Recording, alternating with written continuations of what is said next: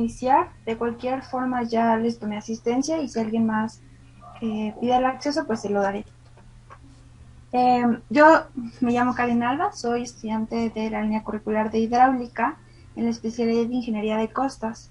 El ingeniero Rosas Labastida es mi asesor, el profesor que me da la línea curricular y parte de el programa de estudios de ingeniería de costas y de marítima es el tema que les voy a presentar hoy, que es transporte litoral, y yo lo desarrollé junto con la asesoría y supervisión del profesor, por eso el día de hoy se los voy a presentar.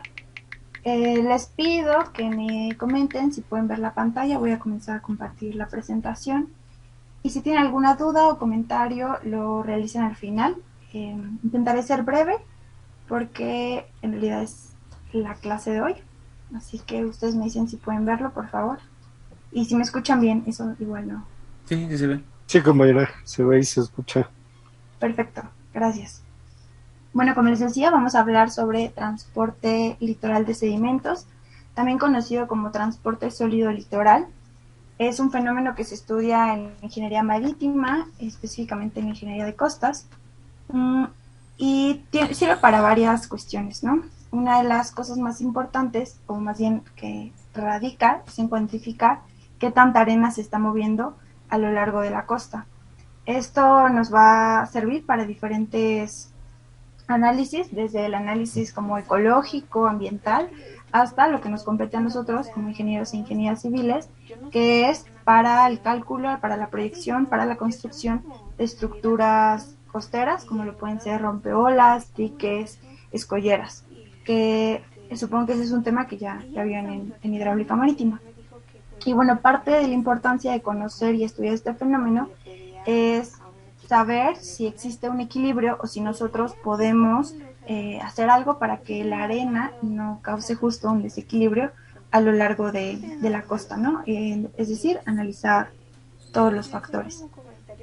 Para entender el transporte sólido litoral necesitamos definir la dinámica litoral, porque no es lo mismo. Podemos definir en sí a la dinámica como todos los fenómenos que convergen en un ambiente costero, como lo son el oleaje, el viento, las variaciones en el nivel del mar y las corrientes mismas del oleaje.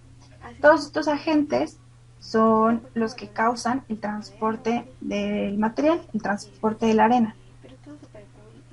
Aquí tenemos un diagrama, como les decía, el transporte litoral. Podemos definirlo como el movimiento de la arena, del sedimento, que está en que viene de una roca, bueno, más adelante lo vamos a ver, que proviene de diferentes lugares, pero que por efecto del oleaje se va a mover a lo largo de toda la costa, como es este diagrama. Entonces, con el paso del tiempo y a través del análisis, vamos a saber que la arena que salía de la boca de un río va a recorrer kilómetros, cientos de kilómetros, y eso puede tener un impacto en nuestras obras. Eh, Ahora, como tal, es decir, el transporte de sedimentos es justo el movimiento, el análisis del movimiento de la arena. En este caso, podemos decir que la arena se mueve en una especie de zigzag, como lo muestra el diagrama, es decir, el oleaje incide de esta forma con su correspondiente grado de incidencia, como ya lo habrán visto, depende del fenómeno que se analice, si es refracción, difracción, y bueno, la zona de rompiente llega con su grado de incidencia, y la arena se mueve en zigzag. Este movimiento en forma de zigzag se le conoce como longshore, que hace referencia a que la arena no va y viene, al igual que el oleaje, y que en ese ir y venir también pierde energía. Eh,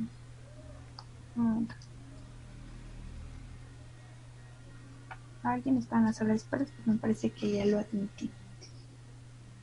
Eh, bueno, y este movimiento de la arena es uno de los responsables de que existan formaciones costeras, como también es un tema que ya habrán visto. Una formación costera como lo puede ser un cabo, una tómbola, eh, un, los mismos estuarios, todas las formaciones costeras que involucran sedimentos, se forman a través de mucho tiempo gracias a este transporte. Y bueno, justo les decía, ¿no? La importancia y por qué como ingenieros e ingenieras civiles deberíamos estudiarlo es porque nos ayuda para varias cosas. Para predecir cómo se mueve la arena, qué tanto se mueve, en qué dirección, si en algún momento se detiene, si hay alguna variación en la misma, si es a través de erosión, si existe sedimentación, si hay un equilibrio, como les mencionaba, para diseñar protecciones costeras, para diseñar los programas de succión o dragado y para cuantificar en sí el material, ¿no? De cuánta arena podemos disponer, cuánta arena se tiene que mover, en el caso de un puerto para el mantenimiento, cuánta arena es necesaria dragar. Parte de entender el transporte litoral es conocer qué estamos cuantificando o qué estamos analizando, que en este caso son sedimentos, ¿no? Los sedimentos, como este material sólido que se acumula en la superficie terrestre debido a acciones naturales o humanas y que tiene diferentes orígenes, ¿no? Yo, de acuerdo a la bibliografía que investigué, lo puedo definir a través de 4 orígenes: los sedimentos terrestres, que son los que vienen a través de, bueno, por la regulación, la transformación de cuencas fluviales, los aportes de sedimentos que vienen a través de cuencas fluviales. De origen marino, que usualmente son los que conocen como arrecifes, corales que se van degradando con el tiempo. El biológico es arrecifes o corales. El marino es el mismo por el movimiento del transporte litoral, y el de la acción humana, que es un sedimento que puede tener origen terrestre, biológico o marino, pero que llegó al lugar en el que se está analizando por efecto de la acción humana, es decir, el hombre lo llevó a ese lugar.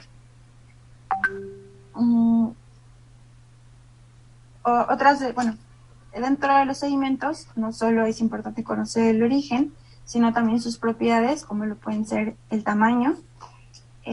Aquí les presento una tabla de clasificación de tamaños dada por la Unión Geofísica Americana, y ellos lo clasifican en milímetros, en pulgadas, bueno, en micros también, y su clasificación la da para cantos. Bueno, tenemos cantos rodados, guijarros, grava, arena fina y limo. Esta clasificación, para considerarla, dice que los cantos rodados, los guijarros y la grava se clasifican a través de medición directa, es decir, tú lo tomas, lo observas, lo mides directamente. La arena y la grava se hace la clasificación a través de tamizado. La arena fina y el limo se hace por sedimentación o análisis microscópico. Para esta clasificación en especial, que es una de las más comunes dentro del análisis del transporte litoral. Otra de las propiedades es la forma. Aquí tengo una imagen con algunas referencias, y esta forma se calcula a través de lo que se llama el factor de forma, que hace una correlación entre 3 lados del sedimento que estamos analizando. Otra propiedad es la densidad, que lo entendemos como la cantidad de masa contenida en una unidad de volumen. La velocidad de caída, que esto tiene que ver mucho con la forma y con el tamaño, que se calcula a través de diferentes fórmulas con las que no voy a indagar más, pero solo les comento que la velocidad de caída se evalúa si son sedimentos no cohesivos o sedimentos cohesivos.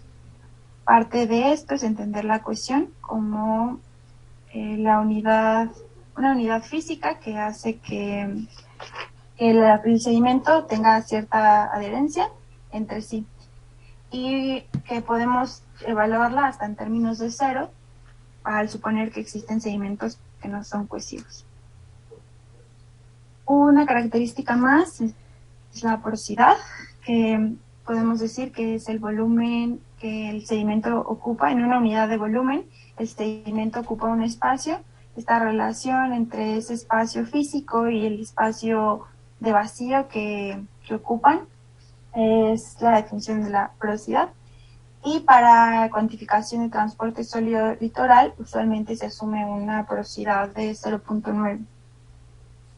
Es decir, que hay un 10% del volumen que se está analizando que tiene aire.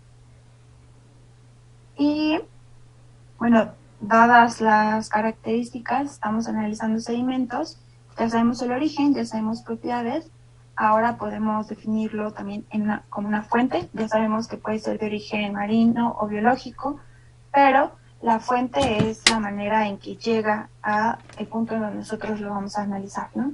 Que puede ser por suministro, continuo o discontinuo, por ejemplo, la desembocadura de un río que llega al mar, puede que en temporal de lluvia tenga un flujo constante, y en temporada de sequía no hay, entonces ahí tenemos una fuente continua y discontinua, cuando existe y no existe corriente que fluye al mar. Esto porque sabemos que el agua, al transportarse, también transporta los sedimentos, ¿no? Eso tal vez lo comentar en la clase, puede ser por suspensión o por arrastre, pero ahí tenemos, ¿no? Sedimentos continuos o discontinuos, y por la fuente en la que emana, que era lo que les decía, ¿no? A través de un río, pues tiene una fuente pluvial, o dentro de la misma dinámica costera, en las formaciones costeras. O también, perdón, sí, en las formaciones costeras pueden ser incluso también arrecifes, ¿no? No solamente como las playas, los cabos, los estuarios, los deltas, sino también las formaciones que existen dentro del mar. Parte de entender cómo llega la arena a un lugar es saber que también existen algo que se llama sumideros, que es básicamente la interrupción del transporte litoral. Los sumideros es toda esa formación, ya sea natural o artificial, que frenan o detienen la cantidad de sólido que se está transportando, que incluso pueden ser las mismas formaciones costeras. En la imagen podemos ver las dunas, que es acumulación de arena generada por el viento. No sé si hay una bahía, no, me parece que en el diagrama no, pero una bahía puede ser un sumidero. Un estuario que les decía es este paso del agua dulce al agua salada, que seguramente lo vieron en formaciones costeras, también puede ser un sumidero. Y en general, si tienen aquí un transporte litoral y de pronto se ve interceptado por el fluente de un río, aquí va a haber un freno del transporte, entonces también se puede considerar un sumidero. ¿Por qué es importante saber dónde están los sumideros? Porque nosotros podemos proyectar un transporte, no lo sé, de 3 toneladas al año, y de pronto resulta que eran 2, porque hay sumideros que no se cuantificaron, que no se consideraron en el análisis.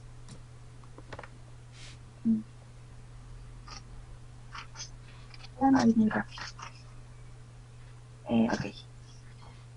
Bien. Dentro de los sumideros tenemos, como les decía, naturales, con las bahías, estuarios, tómbolos, que más adelante hay una imagen. Bueno, esta de aquí que no se alcanza a apreciar muy bien es un tómbolo, es una formación costera provocada por el sedimento, por el transporte y el sedimento de la arena a partir de una obra, ¿no? Como en este caso un espigón paralelo a la costa. También están los cabos como sumideros naturales, y en los artificiales pues son las mismas obras en sí, puertos, diques, espigones, escolleras, con cavidades artificiales, como cosas que más adelante vamos a ver lo que es una fosa.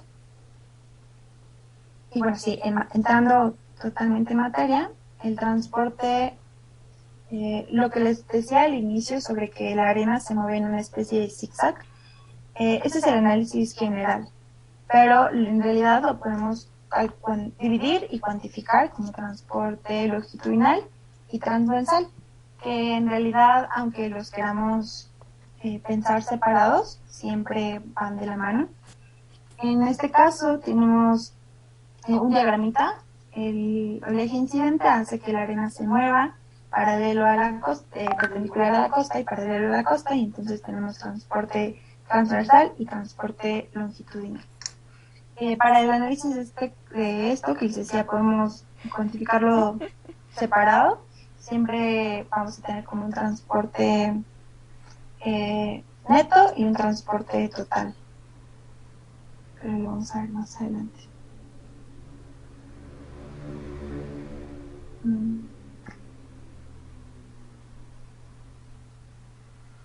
Bien, ahora, ya entendimos que la arena se mueve por efecto del oleaje y lo que nos toca a nosotros es saber cómo, cuándo y hacia dónde se mueve. Para eso vamos a cuantificarlo. La cuantificación se puede dividir en 3 ramas, a través de fórmulas empíricas, a través de la medición directa y una combinación de estos dos últimos. Aquí en el diagrama, acreción es lo que nosotros conocemos como sedimentación. Supongo que esto igual ya lo vieron. Cuando existe una obra marítima, del lado donde incide el oleaje, va a existir una sedimentación, ya que esta arena se mueve, hay un freno, hay un sumidero que impide el paso, se sedimenta, y de este lado la misma acción del oleaje hará que la arena se siga moviendo y aquí existirá una erosión. Este caso es aquí el diagrama es un cañón submarino que es una especie de fosa, donde también hay un alto a los sedimentos y existirá erosión en los márgenes del mismo. Bien, para la cuantificación no voy a ahondar más en las fórmulas empíricas, porque son muy extensas, hay distintos métodos, hay diferentes consideraciones, pero lo que sí les puedo decir es que todo el desarrollo de las fórmulas, todos los investigadores, todas las personas que han estudiado el tema coinciden en que se da, que cada quien hace su consideración bajo distintas consideraciones, pero todos coinciden en que el transporte es producto de la energía del oleaje.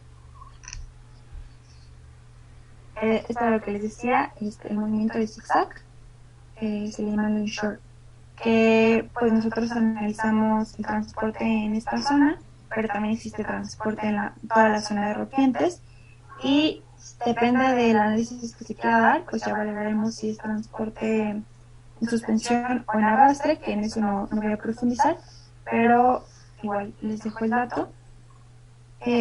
Justo parte del hecho de que no voy a profundizar en la presentación para las fórmulas empíricas es esto que les decía, ¿no? Que hay muchos análisis. Aquí les dejo algunos para que vean las fórmulas. El método de Larraz, el método del CERC, el método de Weijer, hay otros más. Tal vez estos son los más comunes, hay algunos más sencillos, pero estos son los más completos.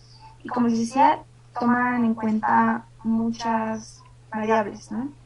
La altura del oleaje en aguas profundas, el periodo de la ola, la longitud de la ola, la severidad, el ángulo de incidencia, coeficientes como el coeficiente de refracción, el coeficiente de rompiente, depende del fenómeno que se está dando en la zona de estudio, un coeficiente de fondo que hace relación al sedimento, a las propiedades que les decía y a la velocidad en que se transporta, la profundidad de rompiente, porque como les decía, hay análisis que también valoran el transporte dentro de la zona de rompiente, la velocidad, la densidad, un sinfín de variables que las toman de acuerdo al análisis que se vaya a hacer, ¿no?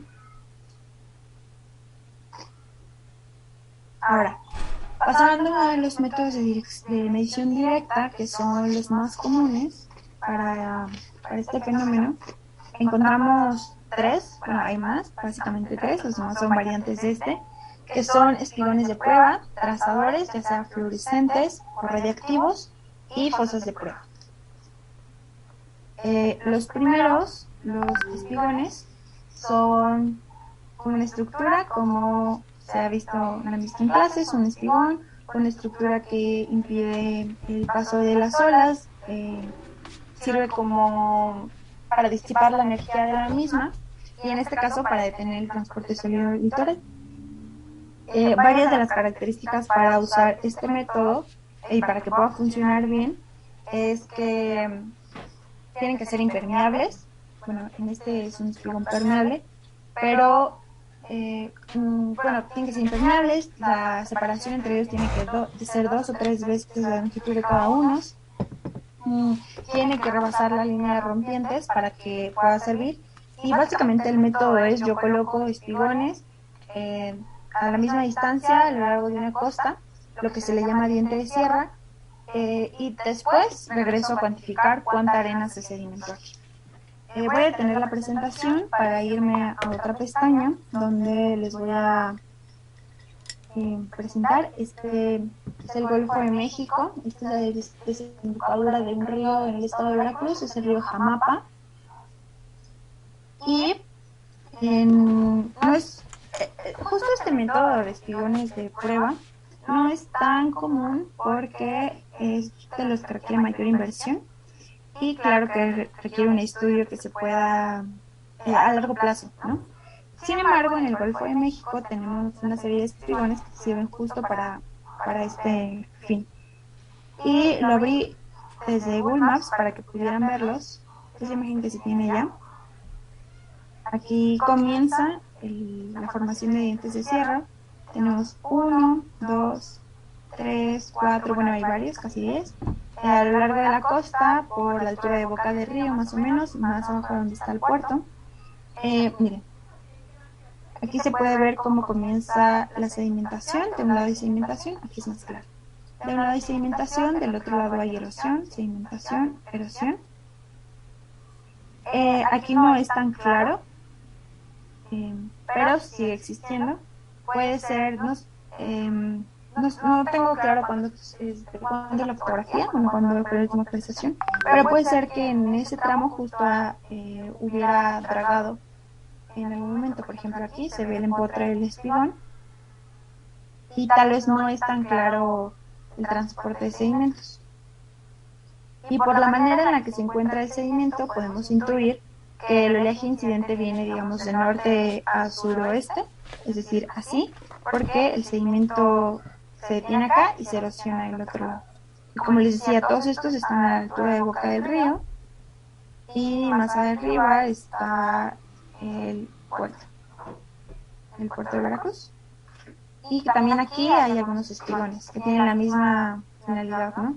De detener el paso del sedimento, cuantificarlo y apoyar justo en el mantenimiento del puerto, es decir, hay todo un programa, ¿no?, de control a lo largo de la costa, específicamente en el Golfo, específicamente en el estado de Veracruz.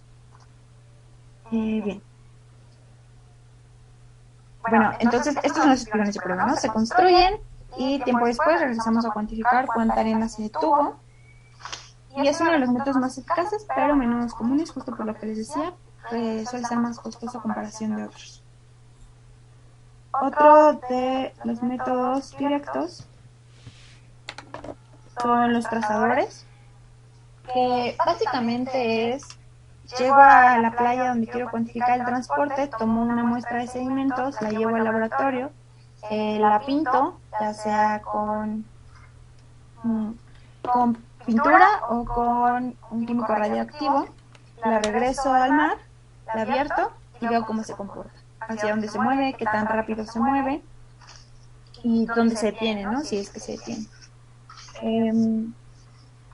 Parte de las características de este método es que el sedimento o los trazadores se tienen que comportar de manera idéntica justo a la dinámica costera.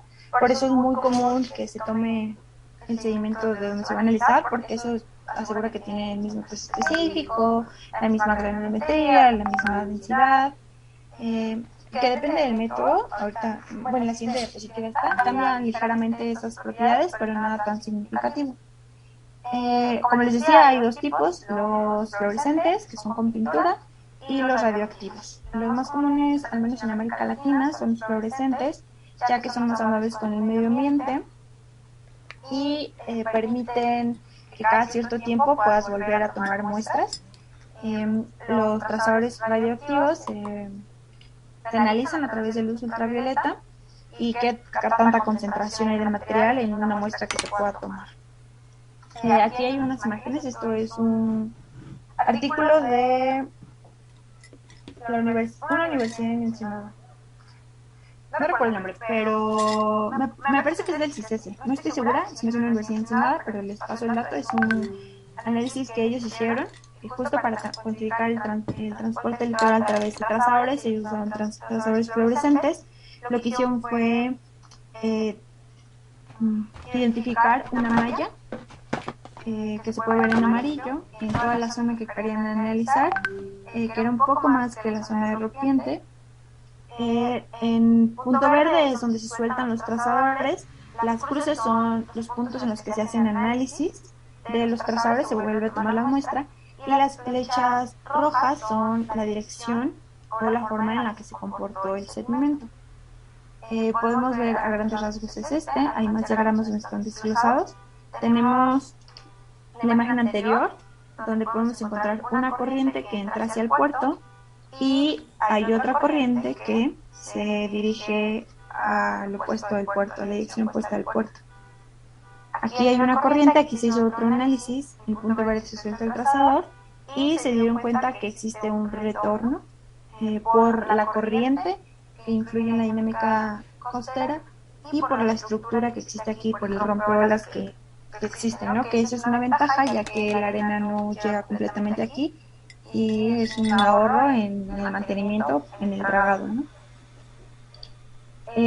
Ahora, como les decía, los trazadores con pintura, los trazadores fluorescentes son más comunes acá en América Latina, son más baratos, es más fácil marcar el sedimento porque lo único que requieres es secarlo, pintarlo y volverlo a secar. No, les decía, es más amable con el medio ambiente, no presenta riesgos a la salud, es legal, hay diferentes colores, eso nos permite hacer diferentes pruebas o trazar de diferentes colores las partículas, es decir, clasificarlas por tamaño y saber a ciencia cierta en qué dirección se mueven según la granulometría que tienen. Otra de las ventajas es que la pintura puede permanecer por varios años o por varios días, incluso años. Eso nos permite regresar tiempo después de volver a hacer una muestra para saber si el análisis preliminar fue correcto. Puede hacerse en cualquier lugar, es muy sencillo, es un método rápido, no requiere mayor preparación. Les decía, no afecta las características hidráulicas, si acaso la densidad se vuelve ligeramente menor, pero nada tan significativo. Y la sensibilidad que tiene este método respecto a los trazadores radiactivos es básicamente la misma, que es de 1 grano por 106 granos. Eso quiere decir que a través de la predicción del movimiento de un grano podemos, más bien a través del análisis del movimiento de un grano podemos predecir el movimiento de 106 granos. Y eso es una ventaja significativa dada el tamaño de la muestra que se tiene que hacer para poder predecir todo el transporte en una fosa. Quedan 5 minutos para la reunión, si se acaba por favor nos volvemos a conectar.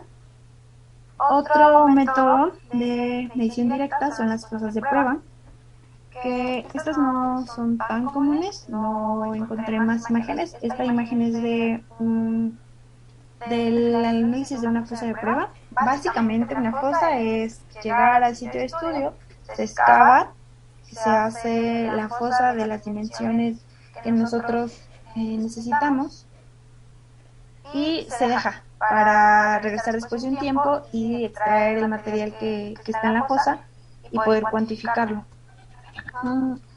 Este podría ser uno de los métodos más sencillos, sin embargo no es de los más certeros porque no sabemos a ciencia cierta de dónde procede el sedimento. Y esto es una desventaja frente a los otros métodos. Y la última consideración, bueno, la última clasificación para la cuantificación del transporte es la combinación de ambos métodos, los métodos directos y los métodos empíricos, es decir, hacer el cálculo matemático, hacer la predicción a través de fórmulas, pero también hacer la medición directa en el sitio, ¿no? Y esto nos permite mayor certeza sobre sobre la cantidad y sobre la dirección de la arena que se está considerando. Bien, aquí igual podemos ver una imagen donde se tiene un espigón con una ligera curvatura, donde se puede ver la sedimentación y la erosión.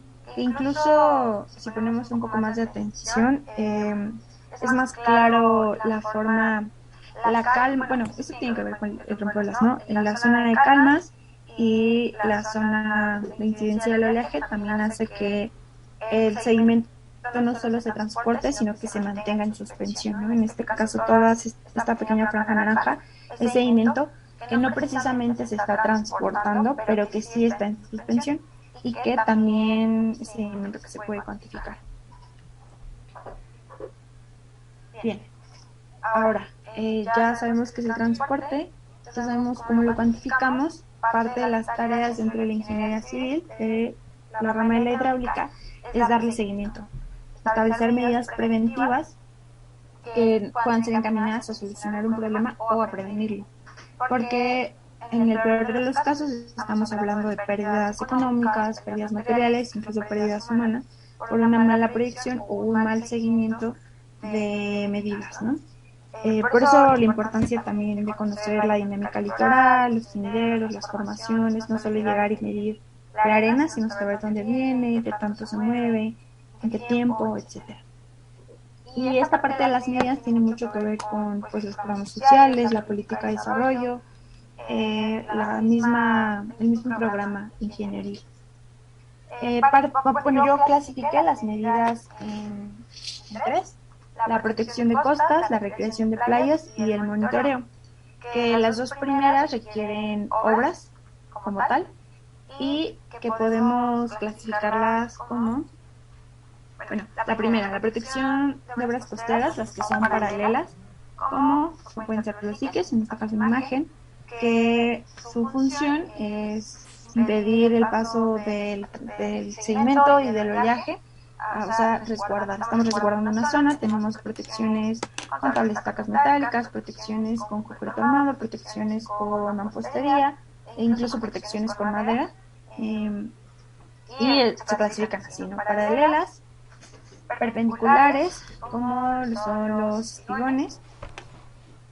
Tenemos espigones de mampostería, espigones de combinación de mampostería con concreto armado, espigones, en este caso de madera, y espigones de geotubo, que no sé si luego el profesor ya lo comentó en la clase, que básicamente es, llenamos un geotubo, un costal que está hecho de diferentes materiales textiles, que está relleno de sedimento, se coloca donde se trazó la protección costera y después se pone un revestimiento de igual material textil. Y es uno de los métodos más usados en los últimos años y también de los más accesibles. Bueno, en Europa, en América Latina todavía no llega. Pero, bueno, ahí están las obras paralelas, las obras perpendiculares. Aquí se puede ver el diagrama. Bueno, esta es parte del movimiento del transporte litoral, ¿no?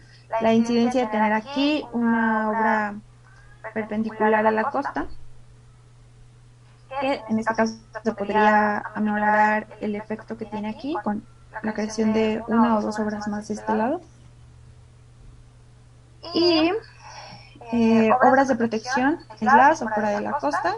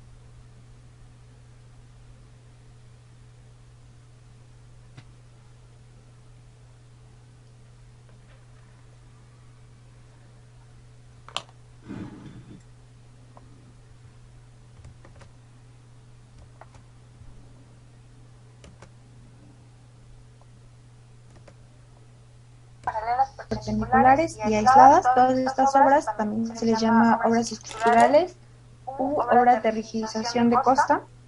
Algo que no comenté en las obras perpendiculares, que supongo ya igual lo vieron, ¿no? Como los más comunes son los espigones. Y en este caso, a diferencia de los espiones de fuera, sí pueden ser impermeables, pueden ser cortos, verticales, a talud, con poder reflejante, de madera, de concreto, tablas tacas, en T, en L normales, toda la clasificación que ya se vive en clase. Y bueno, sí, la consideración es libre de acuerdo al análisis que se hace del transporte de sedimentos.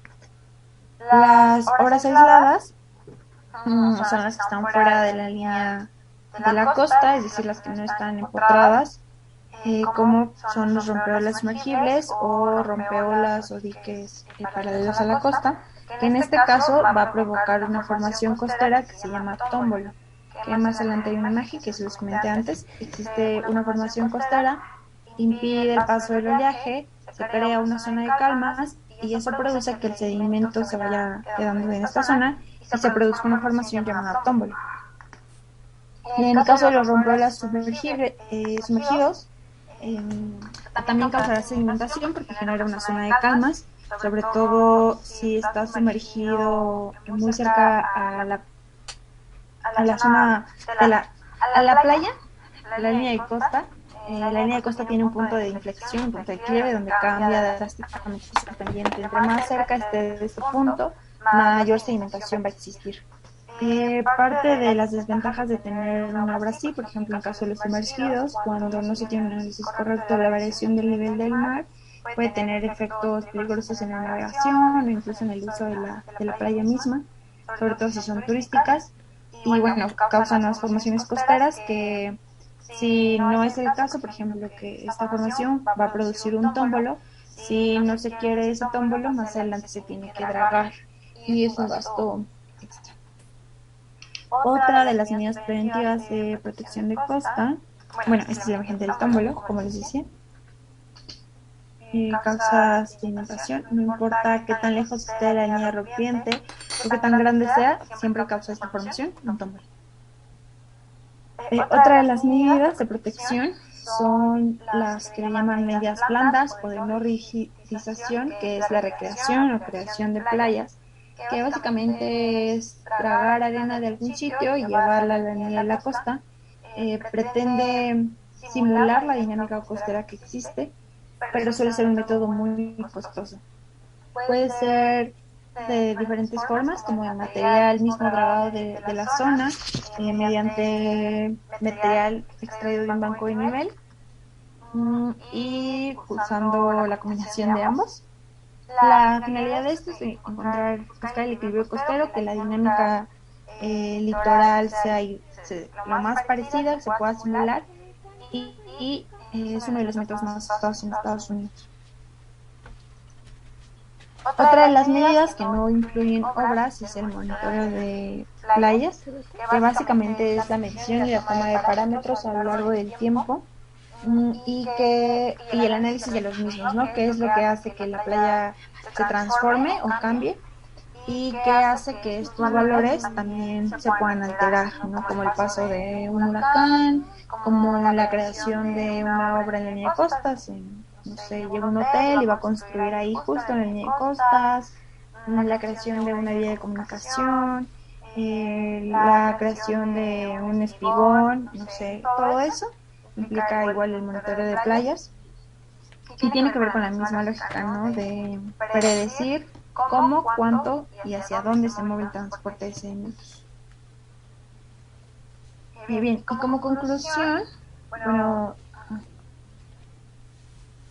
a mí me parece, no solo dentro de la ingeniería de costas, sino en hidráulica y en general en la ingeniería civil, en la parte de las obras que tienen que ver con las costas, uno de los temas más importantes, porque de un mal análisis depende, como decía, pérdidas materiales, humanas eh, y físicas, ¿no? O sea, de un daño a nuestra obra.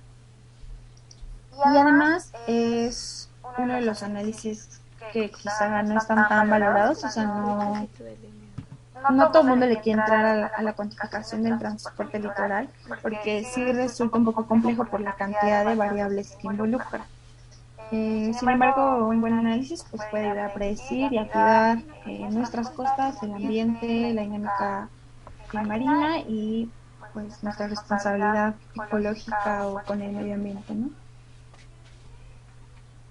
Mm, y Bueno, esta es una imagen de una playa, me parece que es española. Tenemos un cambio en la línea de costa a través de 10 años, es una imagen de 2014, donde se puede ver la línea de costa actual y la línea de costa que se tenía en el 2004 y la cantidad de arena que se desplazó por efecto del oleaje. Este es una fotografía de una medida que se hizo en la playa, una alimentación artificial. Y en este caso es como para complejos turísticos. Bueno, las fotografías tienen diferente ángulo, pero se puede ver el avance que se tuvo en la línea de costa y la ventaja de crear tu propia playa, como en la forma y en las dimensiones que tú quieras, si se va a hacer esta alimentación artificial. Y hay una fotografía, yo no la agregué, de Copacabana en Brasil. Si ustedes les da curiosidad y lo googlean, van a ver, hicieron esto mismo a gran escala para alimentar la influencia turística en la zona. Y aquí tenemos más imágenes de la presencia del transporte litoral en la creación de tómbolos. Y aquí igual, erosión, sedimentación para espigones rompeolas. Y en sí, el transporte que también forma, es el causante de las formaciones costeras. Un cabo, una playa, lo que es un puerto, también se necesita evaluarlo para saber el mantenimiento, qué tanto se va a grabar, en qué lugares, cada cuánto, etcétera. Y las fuentes de información, si les interesa más me pueden escribir, les comparto la presentación, les comparto el trabajo escrito y más información que pudiera aunar al tema. No sé si tengan alguna duda, algún comentario.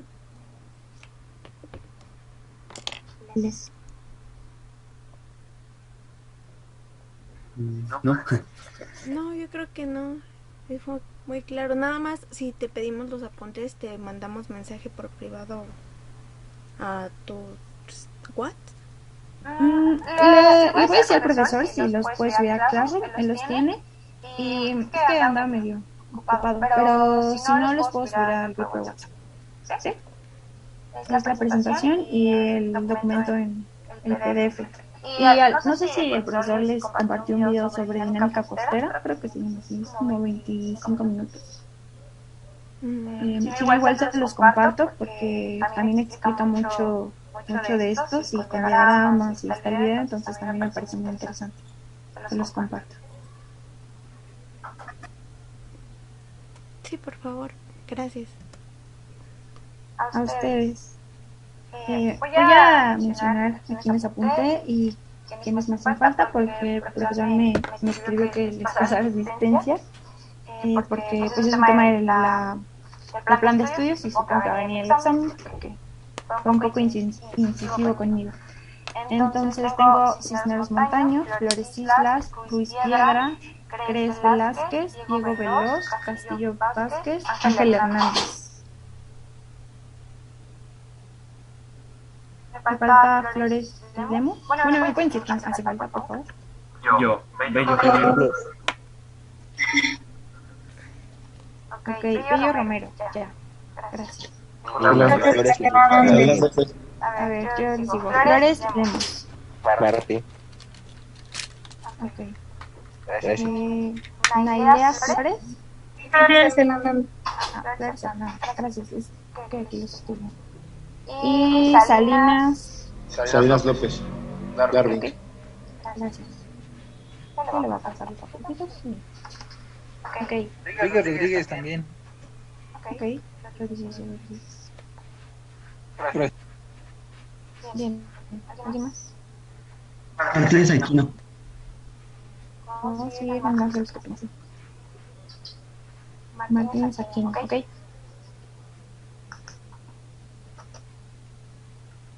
¿No hay más? ¿No? Bueno, entonces esto por mi parte, si no tienen alguna duda o si surge algo pueden escribirla por el grupo. Les agradezco que se hayan conectado, seguro el profesor les va a pedir un trabajo o algo, pero cualquier cosa me pueden escribir, ¿ok? Sí, gracias. Sí. Gracias. Gracias. Gracias. Gracias. Gracias, buena tarde. Hasta luego.